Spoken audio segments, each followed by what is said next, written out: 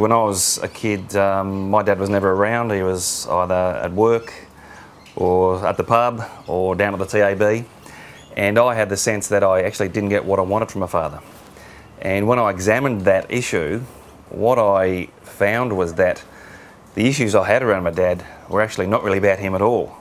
They were really all about me and how I perceived what happened to me as I grew up.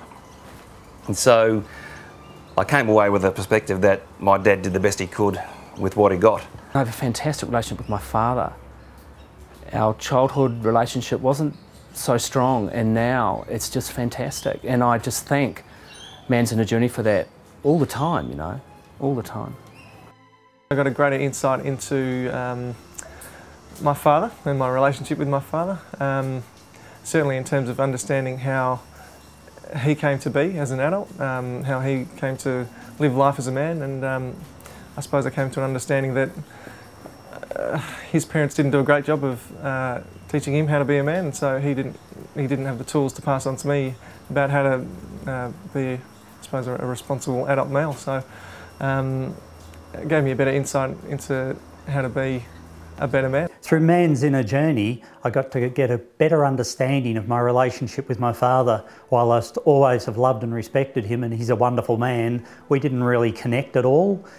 And I came away from that learning how to build an adult relationship with him, one where I finally accepted him for who he was and not who I expected or wanted him to be.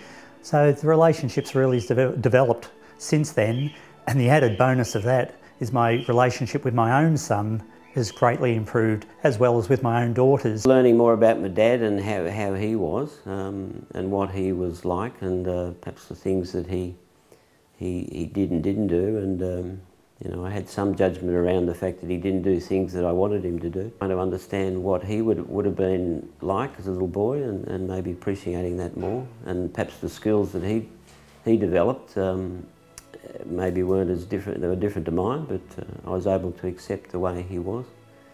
So doing the MIJ, my thoughtfulness and awareness of the influence my father had on me growing up, and the consequence that had on me being as the man I am today, was something that I was able to reflect on, and as a result I believe I'm by far a better father for my children, being more aware of the consequence of my actions on them and offering them some of the opportunities in life that I wasn't given due to good fathering.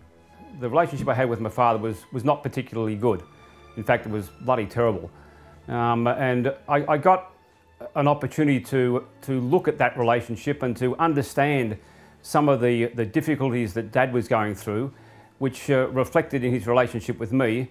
And on understanding some of that, I got a better knowledge or a better understanding of him, which helped me a heck of a lot. I had issues with my upbringing, which I regarded as pretty ordinary and basic, certainly with my relationship with my father.